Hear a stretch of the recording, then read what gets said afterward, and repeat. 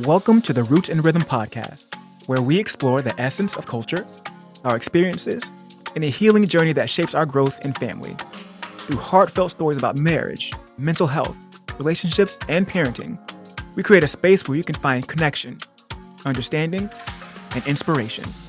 Join us as we explore the rhythms of life, one story at a time.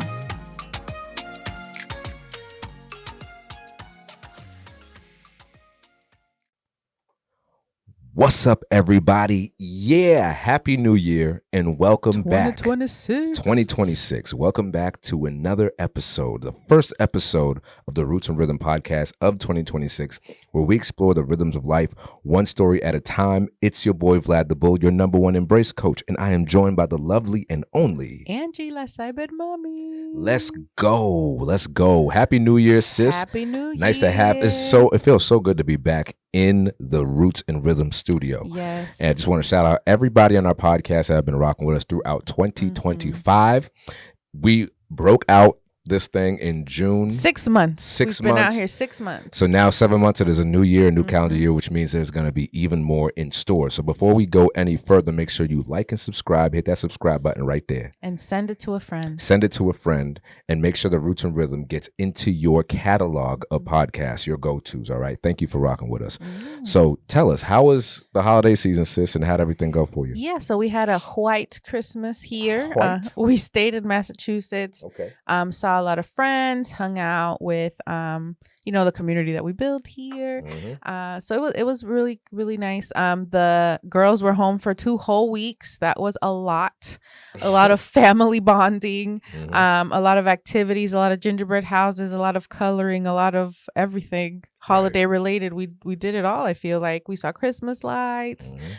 We played in the snow. Oh, that's nice. Yeah, very Hallmark of us. Very Hallmark. Yeah, very so Hallmark, that's yes. what we had here in Massachusetts. So we do Massachusetts on odd years, and then we go home to Florida on even years. Oh, so every other year you go to Florida. That's awesome. And it's probably a good place to be. Although if the kids at work are used to there being a white Christmas, they're going to be sadly mistaken in Florida. Yeah. You can go to Georgia and get a white Christmas. Right. Well, apparently it was very cold in Florida this Christmas. It was 50 something, which is a lot. It's very cold. I know. My mom is like her little hat and her scarf, and she's like, it's so cold here. I'm like, Mommy, it's 7. It's 7 degrees. And it feels like 1. Right. It was windy. I was like, look at all the snow. Come on. But when we go to Florida and it's hot, my girls, they hate being so hot because they'll come inside like, Mommy, it's hot. I'm like, Mommy, it's hot. I know, baby, it's hot.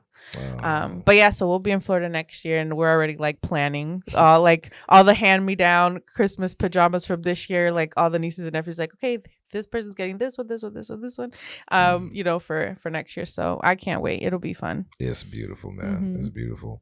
Yeah, for Christmas, this holiday season was probably the busiest of them all, and I think it's because outside of the family time that we had, obviously we saw you guys, but we had a lot of events. So I think this 26 is when you guys came over for girls' night. Oh, yep, right? December 26th. The day after, my best friend David, his parents were treated to a surprise 40th anniversary. Oh, nice. So that was a lot of work. I was the MC for that event, and we made it work, and it was beautiful. The biggest thing, because we didn't really have a lot to work with, like it was kind of thrown together last minute, but David's dad told me you did a good job, because I had to do this thing in English and in Creole. I almost forgot my Creole, yo. So I was like, yo, I don't know how I'm gonna do this, but I said a couple jokes, we made it work, man. It was beautiful.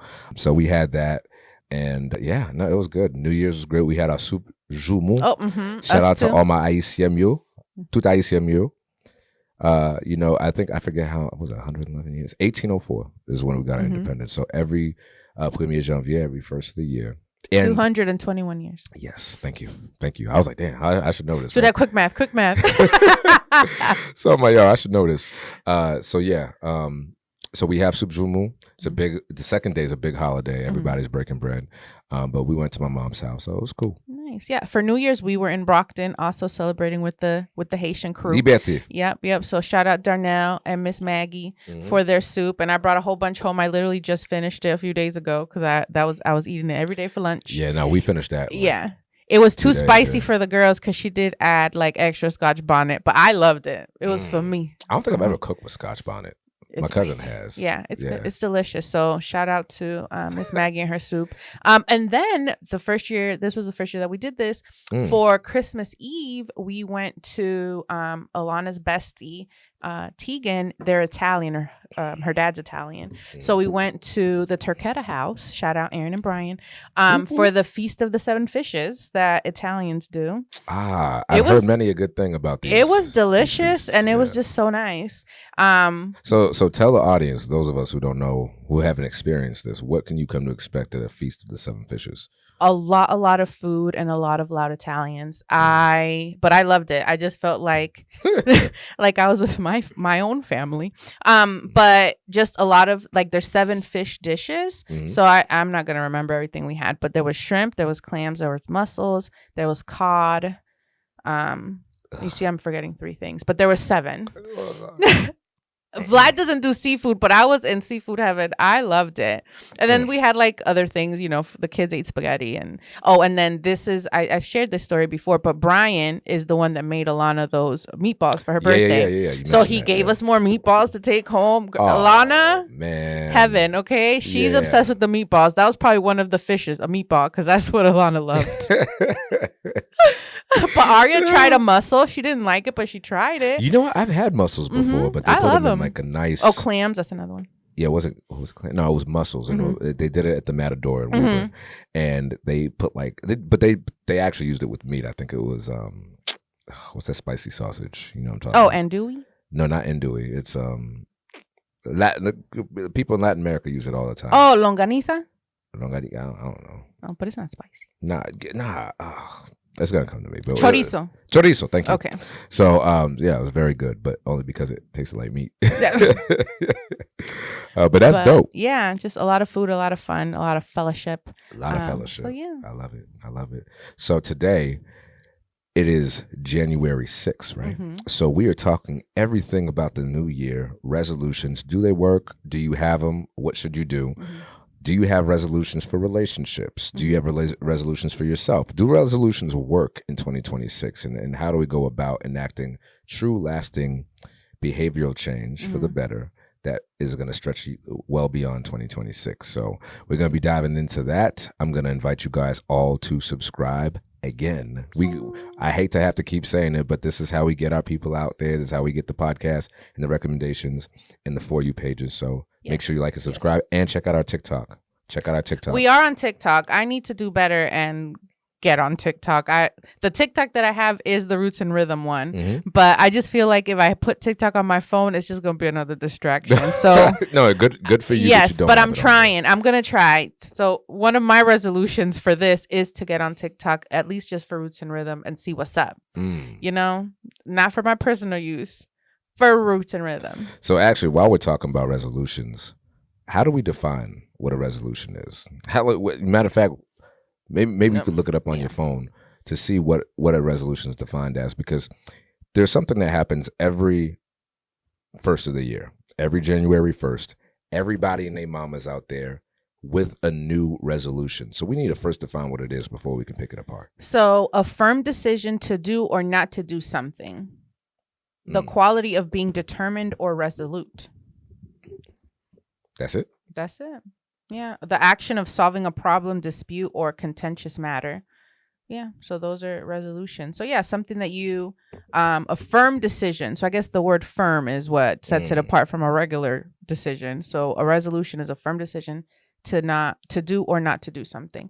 Yeah, I would think it's like a commitment, right? But it's like what makes a resolution versus a commitment, like makes it stick, like that you're not gonna break it. Because I've been making resolutions forever, and right? I don't. You know what? After like February, I'm like, yeah, I don't know. But something that I've decided to do this year, Wallace and I, and we've been budgeting for years, but I think getting more serious, like to save more money, and it's like really taking a look at where we spend our money every month, like what can we cut back on, or where can we cut back on, and how to like make more money. Like, okay, like what are these steps? Maybe get like another certification, or, you know, working more hours doing this, or even like the roots and rhythm. Like, how can we like generate more income doing this, right? You know, to kind of like help us, because we're all like in the same boat. Everything's costing more money. Yo. Daycare's just going up. Yo. You know, even extracurriculars for the girls, it's like, oh, it's an extra $200 now. You know, prices are just going up. So plus, you guys just got a new car. We did get a new car last year, and we're trying to pay that down. So it's like we want more money to pay that down early. Yeah, and then just have money, because again, the economy, they're laying people off from tech all the time. Oh yeah, that's you know, that's a good point. And granted, I've been safe, but until when? Right, you know? right.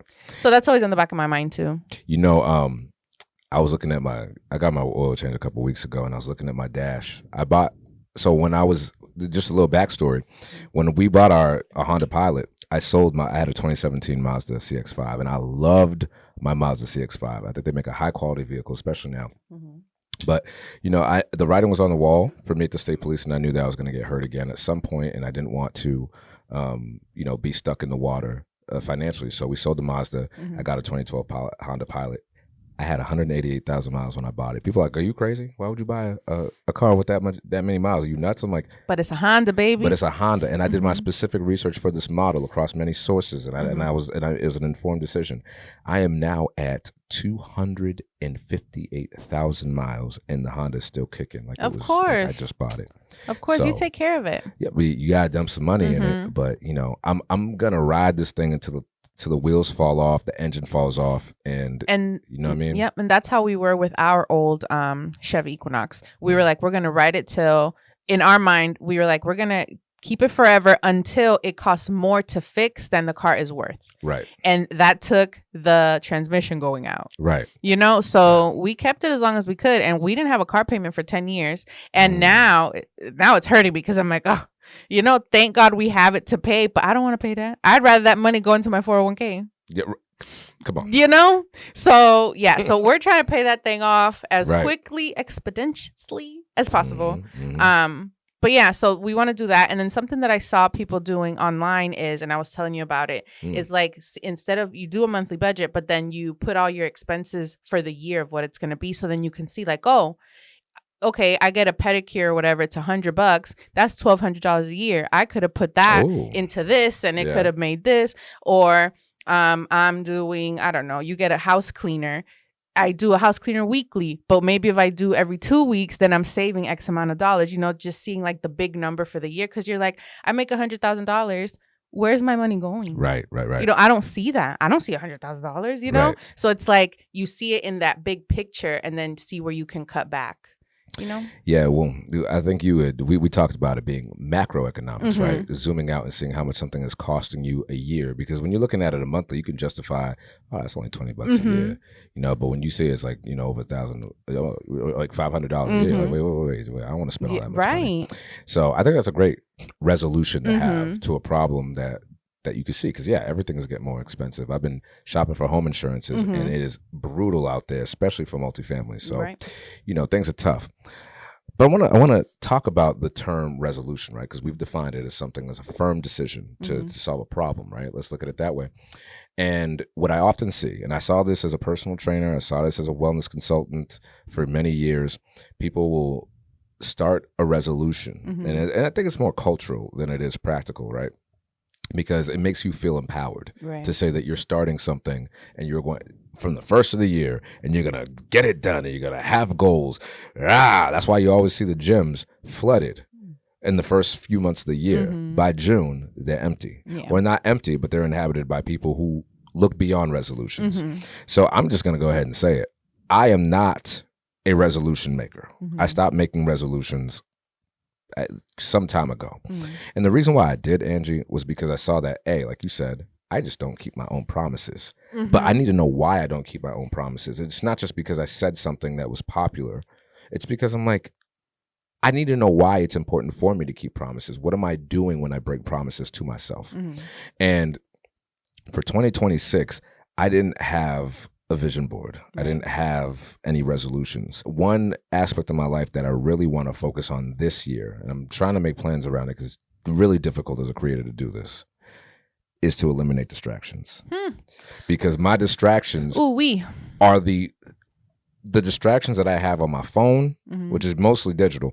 The distractions that I have on my phone, the TV, whatever it is, they are the biggest obstacle between me and the person that I can see myself being or doing the things that I want to do at the level that I want to do them. I can't be effective if I'm distracted. And so I'm trying to figure out a way, Angie. I'm like, yo, how do I create content regularly and not have any social media? Oh, like, I on my don't think phone at all? I don't think the problem, Vlad, is the social media. I think it's self-control. And you know what I mean? And I think that maybe they have a whole bunch of apps that you can like lock your phone after a certain time. You know, maybe you can give the password to Julie and she's the only one that can unlock your phone after you set it. You know what I mean? Like set it and then you don't have the distraction anymore. And I'm sure you'll find another way. You could just come down here to the man cave and log on the desktop computer versus your phone. But it's like working on that self-control because that's what it's going to take, you know? So, and I've told you this and I told everyone in our village what I was doing, but I started my quote, quote, resolution like in September, October. So what happened? I needed to find a new PCP. I needed to find a new therapist. I needed to get my life together, as I called it. And what did I do? I told everybody named Mama that's what I wanted to do because what happened? I did those things and then I'm proud to tell y'all again, I did them. I checked them off my little mental list. But I always do the wrong one. I know, but what I was telling my therapist, I was like, if I didn't share that, Vlad, I would have just disappointed myself and be okay. But in my mind, I'm like, I can't let them down because I told them that I was going to do this. They're going to think that I can't keep promises. You know what I mean? So it's like, that was like the mental trick that I had to play, like for me to actually do these things, you know? So it sounds like the real resolution was accountability for you. Yes. That's what the answer was. And I do think that's why a lot of people fail, which is a question I'm going to ask. Is why do people fail at resolutions, or why do New Year's resolutions fail? I think it's in part because of self-control and poor planning. That's why things fail, right? And for many people, when they have these goals, they see the end game. They see the weight loss. They see more money in their pocket. They see, I don't know, that promotion or more gigs or more money coming in, but they don't see the planning that's involved. And as James Clear says in Atomic Habits, you will not fall to, when it comes to goal setting, right? Like you're not going to fall to the size of your goals or whatever it is. What does it say? He's like, you're not going to fall to the basic, I forget what he says, but essentially he's saying that it's your systems that make goals happen. And so I think when people start, for example, the most accessible one is the gym. People go to the gym and they'll be all fired up about losing weight or about having a new lifestyle, but not realizing that there are levels to this. And there's pre-contemplation, there's contemplation, there's action, you know, and then there's maintenance, right? And you can't go from pre-contemplation to action because a lot of times people will just start going to the gym not realizing why they're doing it other than the fact that they promised themselves to do it. And so I think it's okay to be resolute in wanting behavior change, but you got to see that you got to be resolute. The resolution has to go beyond you being motivated, because I'll tell you what, I haven't exercised in like over a few months, and that's not really normal for me. And I know that when my body starts aching, it's because I'm not exercising enough. And I don't really I've noticed, I'm gonna be honest with you, I just haven't had the motivation lately. Well, and I think to its environment, Vlad, like, and this just goes with anyone that lives up here, it's freaking cold outside. Yes, it is. And if you're going to go to the gym, especially you that used to go at like 3-4 in the morning, it's negative sometimes. Like you really have to have like above motivation for you to get out of your warm bed to go outside to go to the gym, you know? And yeah, you can do stuff around here in the house, but it's not the same if you're used to going to a place. Right. So I get it. I mean, that's not an excuse. Please go if I have to call you, right? You know what I'm saying? If that's what you need to be like, feel like yourself. But I also, instead of being like, I'm going to go to the gym every single day, I went to the gym with Wallace yesterday. It was the first time me going to the gym in a long time. I went one other time in the summer with my brother, but he goes to a bougie gym in Palm Beach. So that was like not the same as Planet Fitness here. Right. But it was tough because I'm not a gym girl, you know, but I'm not telling myself I'm going to the gym every day. I told myself I'm going to go to the gym whenever Wallace is home so he could come with me, because then it's like my accountability person. Right. And it's not like, I'm not going to think of it as, oh, I didn't go, I failed. You know what I mean? And I think that's where I failed all these other years trying to go get fit, because I'm like, if I'm all or nothing, I missed a day. Well, you hit the nail right on the head. It's all or nothing. And recently I got diagnosed with ADHD, Vlad. That's the mentality. All or nothing. If it doesn't go right, that's what it is. I just failed, and I'd rather not keep going because I already failed. So tell us a little bit more about that, if you feel comfortable about the ADHD diagnosis. What brought you to seeking that, and why is that important? So my sister told me I had ADHD, and I was like, nah, girl, you ain't a doctor. You don't. What? So like, what are you talking about? Right. You even spell ADHD? Yeah, right. Yeah, whatever. Right. But then she kept like telling me why. Like, Angie, you're all or nothing all the time. Angie, you're always like, you're going to start on Monday because you already missed the other days. Angie, you keep these lists, but then you just have like these doom piles of things that you don't do, but you're going to do. I'm very forgetful when it comes to things, unless I write it down.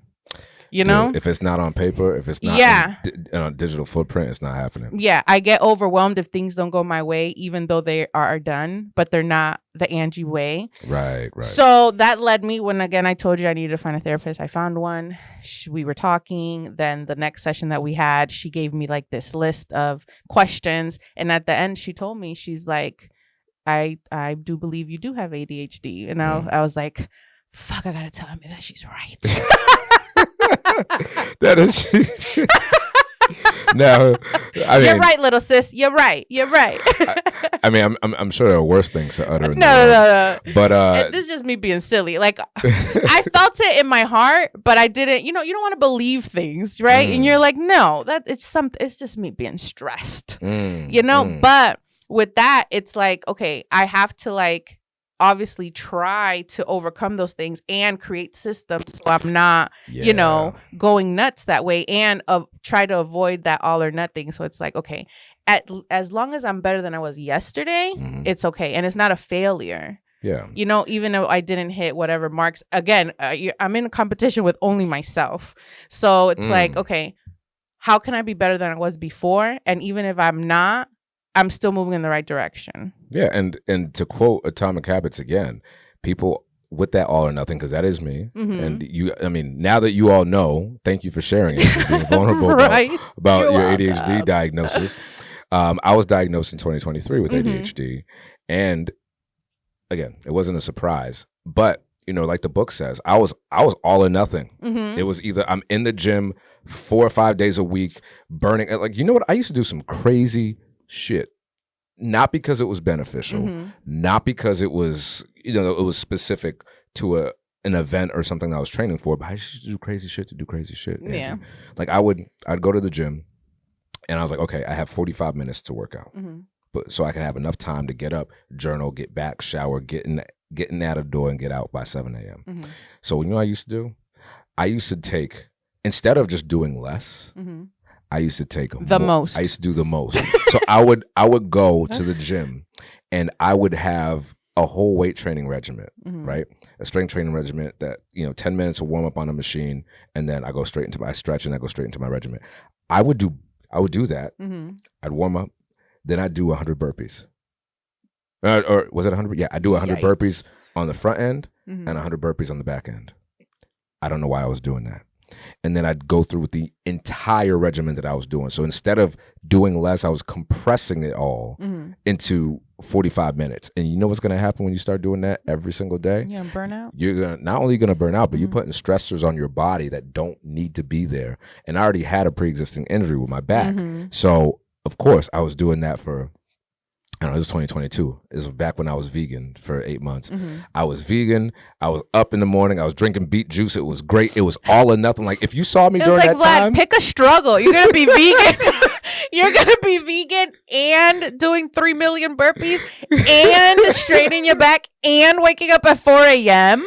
Yeah. All or nothing. Oh my God. If I ain't doing it all, I ain't doing nothing. I'm failing. And Angie, everything stopped when I got hurt again. And so all or nothing did not serve me. And so what Atomic Habits says is that you don't need to be 100% better today than you were yesterday. You just need to be 1% better. 1%. Well, I and like so that. if that means you just go to instead of going to the gym every day, you just go to the parking lot. You drive to the parking lot and you sit in the parking lot for 10 minutes. You're going to get used. You're going to train your mind to do something you don't want to do anyway, incrementally. So by the time you start doing it, it's automatic. So even when we have these stops and starts, because that's just ebbs and flows in life. I'm not walking now. I start walking again. I don't have to walk every day. Let me just walk once a week. Let me see where that gets me. And I think instead of making a resolution for a problem that you can identify for a year, within that year, the resolution really should be lifestyle change, right? And so oftentimes what happens is that people are like, okay, here's what my resolution was for the year. Did I do it? Nah, I didn't do it. Okay, I guess I'm a failure. You can't separate what you do and from who you are if everything is all or nothing. And all or nothing usually means that I'm attached to the work that I do or don't do. So if I don't do it, then I'm not doing. That's just not, well, technically that's true because we're not human doings. We're human beings. And so, I don't have to do a gajillion burpees. I don't have to hit PRs every day. Like, I don't even care about that stuff anymore. And I never thought I'd be saying that. Yeah. And so for me, I made a video on TikTok and I said that the 2026, if you're watching this video at the end of 2025, 2026 is already over. Yeah. People are like, what are you talking about? And I shook the whole house with that. They're like, what are you talking about? And I said, everything that you did in 2025 or didn't do in 2025 is already decided this year. Yeah. This is the time that you start planning for 2027. And I think people get irritated with that because we're conditioned, especially in the United States, we're just go, get everything done. And you have to get it done in quick time. And it's like, you don't realize that anybody who's built an enterprise, built a business, built a family, built a marriage, built something that sustains will tell you like, it wasn't overnight. It was a lot of late nights, overnight successes. By the time you see somebody blow up, they've been grinding for years. It's like, they just blew up. They're like, I've been doing this shit for 10 years consecutively. Yeah. And people want the blow up and the glow up to happen right away, and it's just not going to do that. So instead of just picking this grandiose thing to do, to accomplish this grandiose goal, even if you do it right with all the mini goals and all this other stuff, this should not be segmented to a year, right? And so when you start looking at, okay, what am I doing today within this next year? I'm not saying don't set intentions, but what am I doing within this next year that is going to blossom in 2027 and 2028?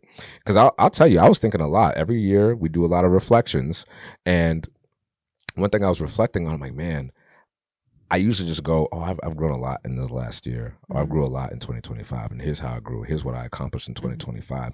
But I'm like, you know what? That would be really selling it short for everything that I did in 2024 and 2023 that made 2025 possible, right? Like if I didn't write my book in 2023, I would not be booking speaking gigs in 2025. If I didn't start separating my time from the state police in 2021 and start doing voiceover, we would not have the acumen to do the podcast in 2025. So all of these things are connected, yo. And so like that's my thing. That's my long spiel of, if you're out there and you want to change, you want to make a sustainable change, ditch the resolution and start with a revolution of your thoughts. Okay, revolution. Revolution of your thought, boy.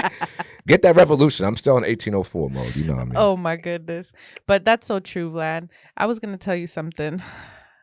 I should have just interrupted you. You should have. You know how with ADHD it gets so. Oh, I'm over here fidgeting because I was like, I don't want to talk over Vlad. I don't want to talk over Vlad. I'm fidgeting the whole time right here.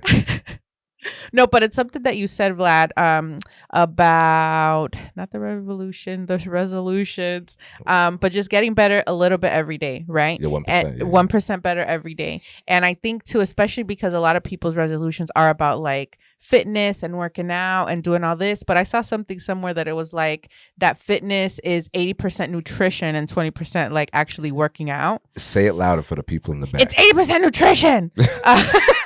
Point at the camera, tell them. It's 80% nutrition. Abs are made in the kitchen or whatever they say, right? Yeah. But so again, because I was telling everybody in my business that would hear it in like September, October, I started meeting with a dietitian. And again, me being all or nothing, like I'm eating like this plan and she has like my macros and I'm doing the thing.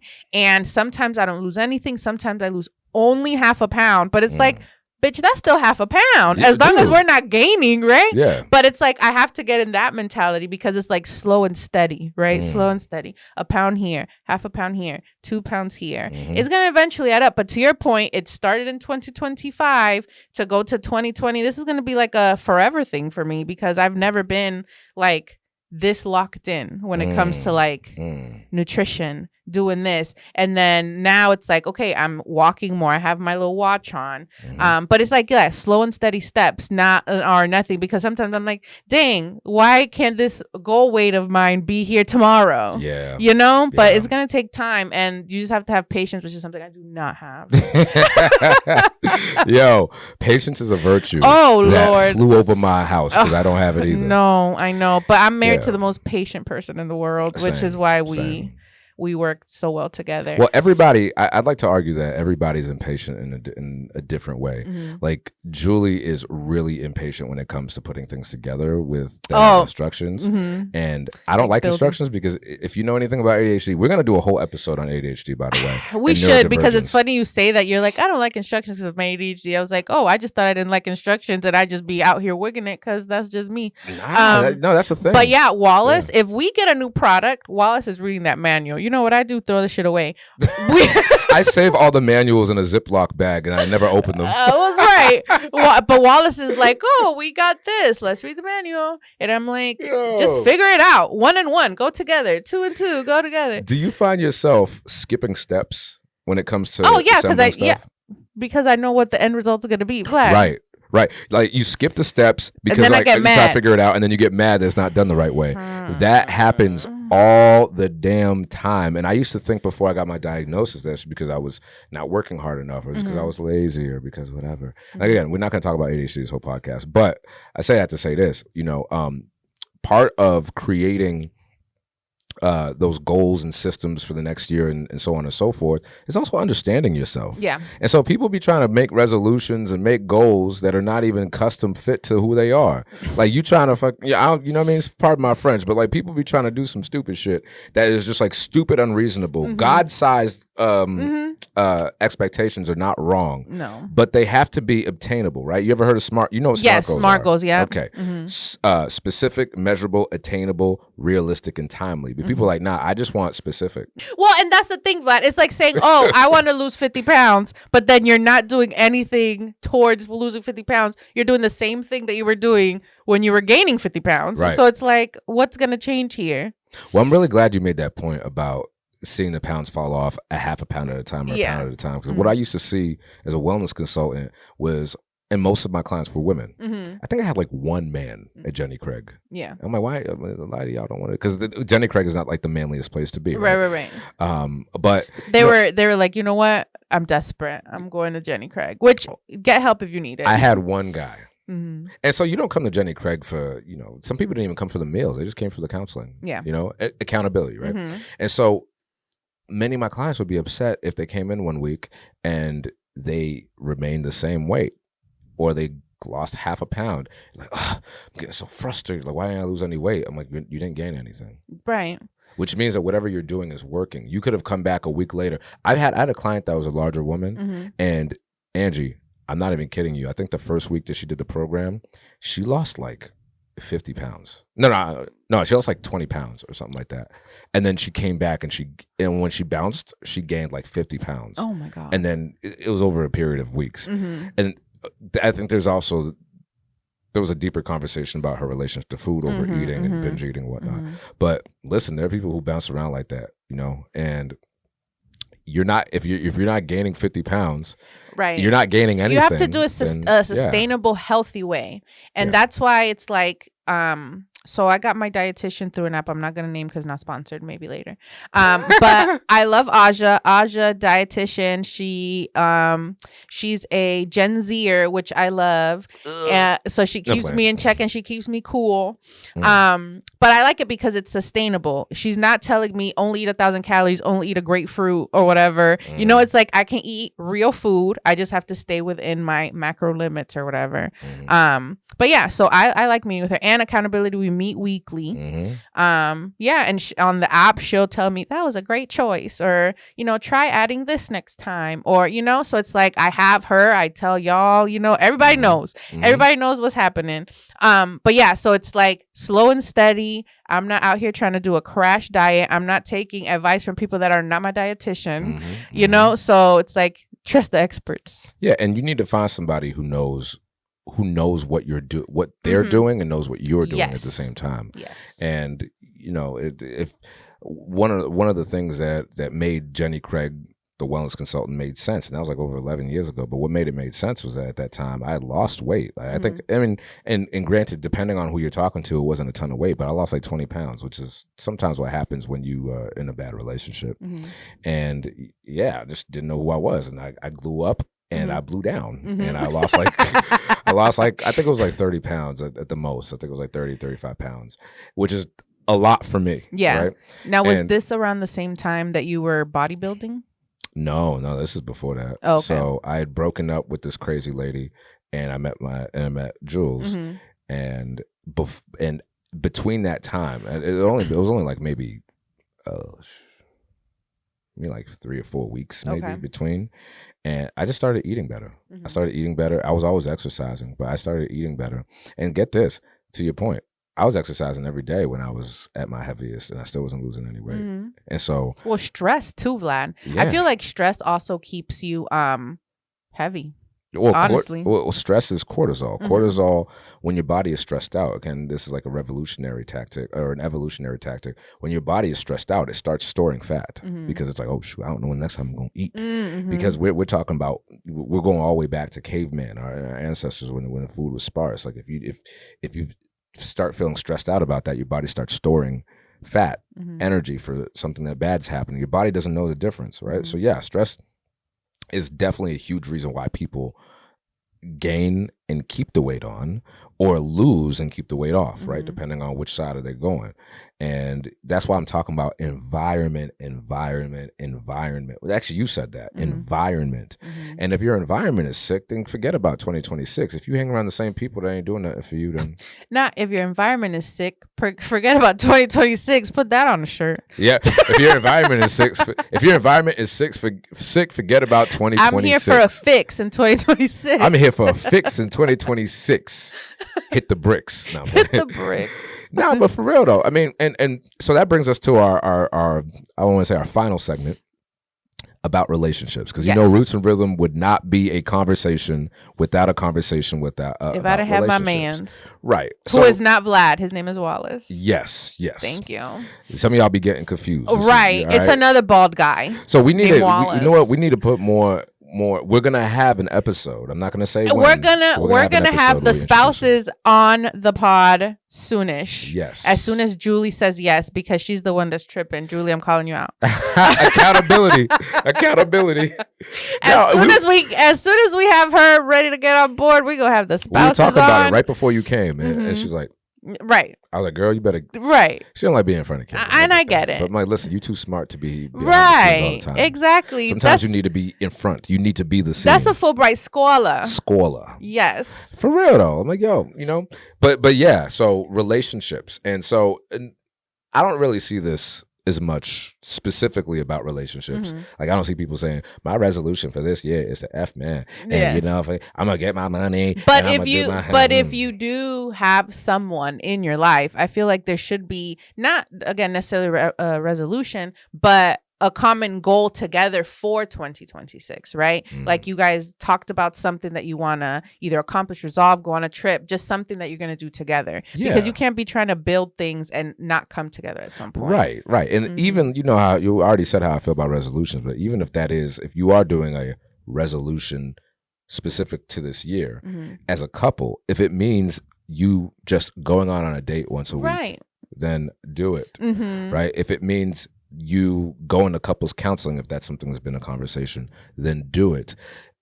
Whether or not you do it beyond to 2026 And you can see that if you just get that down by the time, and you do it consistently, by the time the year is over, you're already rolling into 2027 with momentum and understanding. And you're filling that cup. Because I think that's like what it boils down to. It's like, how can we be better than we were in 2025? Like, what can we do as a team, as a couple, to improve our lives in some sort of way? If it's intimacy, if it's financial, if it's entertainment, like if you guys don't do those kinds of things, but it's like just something to be 1% better than you were before. What do you say to the people who are on Instagram, to social media, whatever, or within your friends groups that are saying, well, 2026, I'm going to focus on me and be a new me? And I think that that's fair if that's, you know, if you're someone that's just always giving to others and you don't take that time for yourself. But out of all your resolutions, if you are coupled, I feel like at least one of them should be together focus, if that makes sense. 90% you, because last year was 100% others. And then, but again, at least one thing has to be about the unit. Yeah. You know? And my thing is like this: if you're in a relationship and you're working on you, it means you're doing the work, you're showing up, you're doing the intervention if it's needed, you're checking in with yourself daily, and you're building consciousness, and you're just spending time with yourself. You working on you is working on us, and so I'm never gonna be opposed to, if you want to work on you, boo boo, then you go, and we together, it's a win-win. Yeah, right. That's so like, fair. Ladies and gentlemen, please, if it is 2026 now. Therapy should not be a taboo subject. You know, I'm always going to have to toss that in there. You just got a new therapist. It is not a taboo subject. It is not crazy, and the stigma is slowly coming down. Now, we're not doing as much work on it as we'd like to, but therapy should not be something that you're just kind of, I don't know about that. But you'd be surprised how many people are. And unfortunately, you know, I've been seeing a lot early on in this year is a lot of people are separating and getting divorced. Well, I just saw something recently that was like that the first Monday in January is divorce day, because that's when divorce attorneys get the most calls about, well, what would it look like if I left? Oh, you're kidding. Because after the holidays, they stay together for the kids. They stay together for, you know, the family for the holidays. And then that first Monday in January, when things open back up, it's like, what can I do? Wow. They're bombarded. If you're a family attorney, that's probably when you get the most work. But yeah, because people spend, you know, the break and they're like, you know what, I can't handle this. What's my next step? You know, even just inquiries, you know? So yeah. Yeah. And I've been seeing, you know, I'm obviously connected to men. The crop share of work that I do is with men. And it's happening to a lot of men where, like, I've had at least a couple of guys in my circle say, hey, man, even this morning, somebody said, hey, I'm checking in. And he's like, yeah, man, my fiance just gave me my ring, her ring back. And said that she doesn't feel safe. Had another brother say, yeah, my wife wrote me a letter. I came back from work. She wrote me a letter, and this is before New Year's. The year ended, and she said she's not coming back. Right. And I'm just like, dang, how does this keep happening to people around me? And it almost makes you feel like you have survivor's guilt. And it almost kind of makes you feel like, wait, is that going to happen to us? It's just a matter of time. What's going on? And then you realize it's like, well, you don't know as much about those relationships, right? Yeah, because we're not in it. You know, we just hear, you know, you just heard one side of a story, you know, and we know that women decide this way before they say I'm leaving, or before they kick someone out or whatever. Yeah. But where was I going with this? Yeah, you just don't know. And to your point, it wasn't just something that happened overnight. It wasn't something that happened because 2026 was coming. This is probably stemming from things that happened in 2022, 2023. And it just took up to here because it got down to like the boiling point of, okay, enough is enough. New year, new me. New year, no man. New year, no woman. You know? New year, new me. No, you, no man. No man. No man, no. You know, but again, it was not overnight. And that's to your point. It's like you could either build good things that take years to happen, or bad things that just kind of keep accumulating until people just had enough. Well, people will build bad things for years and wait for something and hope that something never happens. Yeah. And wow, I mean that is news to me about. Yeah, I need to find it. I need to find it so we can link it. But that makes a lot of sense, right? Because people often enter the new year with a refreshed outlook, and they say, "Hey, you know what? This is going to be the year that I don't put up with this anymore." And I would like to encourage somebody: standardize standards, please. Like I've said this a million times, but standardize standards. What's this? The divorce thing. Did you know that today is divorce day? Dun dun dun. Apparently today is the first Monday back to work in January is nicknamed Divorce Day. It's the day that lawyers report a spike in calls and inquiries from people quietly asking, what would it take to leave? Mm-hmm. Heartbreaking. Mm-hmm. And why does Divorce Day happen now? Because people white knuckle it through the holidays. For the kids, for one more family picture, maybe it'll feel different. January arrives, the decorations come down, and so does the denial. The calendar flips, and a lot of people finally tell themselves, I can't do this another year. I can't live another year like this. Yeah. The most January divorces didn't start today. They're a result of months or years of loneliness in a marriage, quiet financial planning, late night Googling about lawyers and housing, saving screenshots, tracking patterns, writing things down. Divorce Day is often just the first out loud step. Yeah, I would be dishonest if I said that all this talk about divorce and separation didn't sadden me. Obviously, as a child of divorce or separation and dysfunction, I know ultimately there was it was the best decision for my parents to separate. And sometimes it's what it is, you know. Sometimes people just can't make it work because they're just too different. They become too different, or the relationship was never really based in anything concrete anyway. They were looking at a resolution, right? I need to resolve the fact that I'm single. Right. Or I need to resolve the fact that I'm childless. I need to resolve my parents on my back telling me to get married because they married or they're not married and they need me to be better. Right. I'm too old to be single out here. Right. That's a big one. Yeah, and you know it's sad. No, it is sad. So then, how do people avoid D-Day? Obviously, if you're already D-Day, LOL. Oh my god. D-Day. If you're already contacting the divorce attorney, it's already too late. In many cases, not all. But many. Not all. I don't know about avoiding it, Vlad. I just think the end thing is communication. Yes, like as soon as you started feeling these things, like that little tingling, like, oh, maybe not. It's like, talk about it. Seek the help. And I think be honest when you get the help. Don't go into a couples therapy session and be like, oh, she did all this. It's like, do some introspection. Is that the word? Introspection. Yeah, And it's like, okay, how did I make this situation worse, you know? And it's like being honest and having those honest conversations, you know, because it doesn't happen just because of one person. No, you know, no, things don't happen in a vacuum like that. Right. And when things do happen, it's like, speak up, speak your truth, say, you know, it's like, I'm all for divorce when it's needed, but it's like, did you do everything, both parties do everything possible to save it? Because again, at the end of the day, there's a reason why you decided to be with this person. You know, but after you tried and maybe it's one-sided, if that other person doesn't want to try, it's like, what can you do? Don't be an idiot and stay just because you really wanted to work. But if both people want to try to save it, then both people should be honest when it comes to being in therapy and speak from the heart. And if it doesn't work out, then you can separate and be okay saying, I did everything I could. But you have to be honest with yourself and with your partner.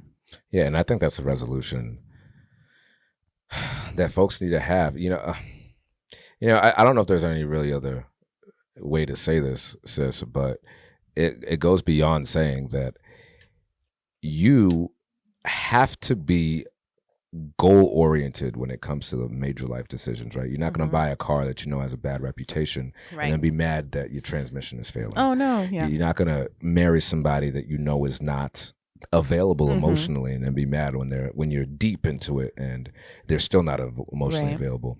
You know, circumstances, sometimes people have to go through circumstances to motivate their partner, right? Or to motivate themselves. Some people, like I said, they will not lose the weight. They will not be conscious about their health until a doctor tells them you're going to die if you don't get this in rep. Some people don't get serious about their finances until somebody says you are going to lose everything unless you get out of this debt and change your money habits. And so I think for similarly, a lot of people, they don't learn until their relationships are crumbling around them that something needs to be done. And a lot of it could be avoided by what we're talking about for New Year's right here. Resolutions are problems that you make a firm decision to solve, but you must plan. And that includes not ignoring the red flags, not sweeping them, but understanding them and how they look. I was talking to a friend the other day who just started a new relationship, and she told me, hey, I know this dude got baggage, and I ain't trying to see all that baggage, but I know this guy got baggage. I'm trying to see how he handles it, and if he's going to bring it into this relationship and victimize me with it. And I was like, good for you. Because a lot of people just be like, I know he has baggage, but I really want to be with somebody. Or what I would do is like, oh, he got baggage, not for me. We only doing check-ons up in here. I'm just saying, but you also have to be honest like that, Vlad. It's like, I don't have time for that. Yeah. You know, or I already have all this going on. I don't have time to carry you and your baggage. Right. You know, like maybe I'll wait until he figures it out and, you know, resolves his own thing. But I think you also have to say that part, you know, it goes both ways. Yeah. I mean, and you can't, this, again, I'm going to say this. I feel like this is just common sense, sis, but if you're in a relationship, whether it's a marriage or a long-term relationship, and you've had problems for many years, you just guys have been going back and forth, butting heads, and the solution that you can come up with is to separate. Well, how do you fix a relationship apart? You have to be under the same roof, bro. Like, how do you that's what I think. I think you should separate when I think it's too hurtful to be together, like maybe there was like some distrust or cheating, you know, but when it's just kind of like a regular schmegular issue, how are you going to solve it being apart? You don't need time apart, you know?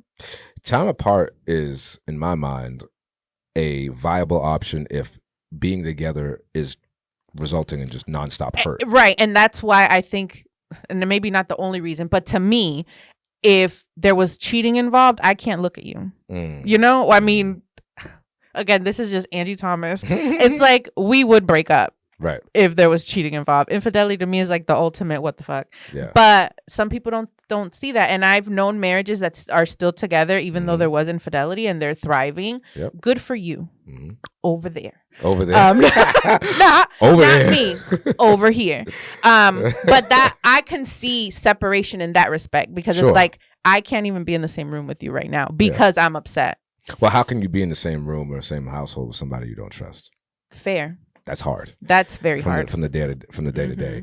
But you know, to that point, if one of your resolutions for the new year is to either end a relationship or start a new one, like try to think about what this is going to look like, whatever this decision is in 2028 and 27. I think people need to get into the habit of thinking big picture, long term, because a long term relationship is not something that you start on a whim or on an idea. Yeah, it takes years of getting to know each other and willingness to relearn each other. And if you're single and your resolution is to get into a relationship, find a man or find a girl or whatever it is for you, okay, you're not going to solve loneliness by finding somebody to date or be with. You can be lonely all by yourself in a relationship and in a house.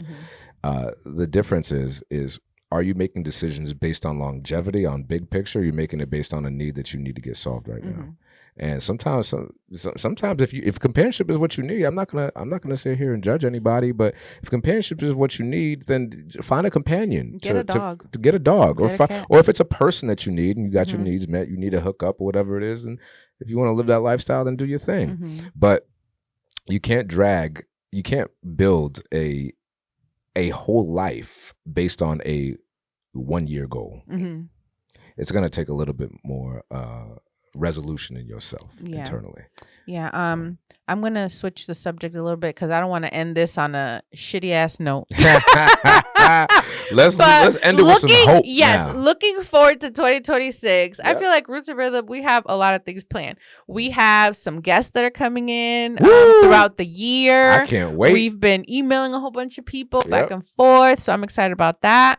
We have a few date nights planned already. Wallace and Ball in the House have a show locally in February. We got some tables. I'm very excited. We have wait for that. I know. Nice. We have a few people that are having babies, and I'm so excited for these babies. Yes. And then just the kids growing up. Alana's graduating kindergarten. Wait, what? Oh yeah, she's still in kindergarten for a year. She's going to first grade. She's going to first grade. Through the pen. We're going on a Disney cruise. Oh my gosh. My brother's getting married. Yeah. It's a lot of Wait, good your brother's things. getting married? Yeah, in March. March what? March 21st. Oh, okay. Wow. Yeah, Jeez. so it'll be my first time taking the girls to Florida by myself because Wallace will be in Alaska. Oh wow! I know. You're Pray not for me. driving though, are you? No, we're flying, but Okay. pray for me. Yeah, you'll be good with the girls. The girls are great. Aria is officially potty trained, so she's going on this Disney cruise and going to kids club. Come on, let's go. So it's a lot of good things in 2026. Lots of great things. Lots of great things. I'm looking forward to all of the great things that Roots and Rhythm is cooking up. We have got, like you said, we've got a lineup of guests that you're just gonna want them to come back, and maybe they will. Yeah. But we've got some great guests coming up, and you're just gonna have to stay tuned to see who they are and what they bring to the table. We're gonna get a couple people in the green room, so it's just gonna be phenomenal. And like I said, we're opening up. I can't announce everything, but we're gonna be opening up Roots and Rhythm beyond this conversation that you tune into every week, and we are going to be bringing the flavor, bringing the experience, and bringing the expertise to you. I'm excited. So I can't wait. And I just want to say, to end on a good note, be cheerful, be happy, be heard, and find something to look forward to in the next year. I know it's hard to do with all of the things that are happening around the world. And I myself was struggling with the overwhelming despair and helplessness of the things that are happening around the world. But guess what I did the other day? I called I expressed that to my accountability group, and my boy Jason O'Rourke, shout out Jason O'Rourke, thank you, brother, love you. He called me right away and said, you need to remember who you are and what God put you on this earth to do. And that's going to keep you from feeling overwhelmed. Oh, so you just said that and it made me think of something Wallace always says. He's like, you have to remember who you are and whose you are. Ooh. Who you belong to. Say that. I know. That's Wallace is saying. Wallace saying, who you are, you have to remember who you are and whose you are. Amen. Hallelujah. Amen. Hallelujah. You can't even get it better than that. That's it. That's a final thought. Yes. So as you guys know, like and subscribe. Thank you for tuning in for another episode of Roots of Rhythm Podcast. It is 2026. It is not the year for the new you, but it is time for a revolution, not a resolution. Wow. You understand what I'm saying? And it's going to be the year of the horse. The year of the horse. Yeah. So get on the horse then. Yeah. Gallop into 2026, baby. Get on up. I've got my Bart Simpson sweatshirt and my Bart Simpson socks right here. Oh, so Lord. you know your boy is showing up this year and next year, probably with the same socks because I like dad's socks. But what does Bart say? Ay caramba. Ay caramba. And don't have a cow, man. Don't have a cow. Don't have a cow this year. Have a good time. Yeah. Have a revolutionary time. And that's all we got to say. Whoop, whoop. It's your boy Vlad the Bull, your number one embrace coach. And Angie, La Cyber Mommy. We are out of here. Happy New Year. Happy New Year. See you next time. Stay rooted. Yes.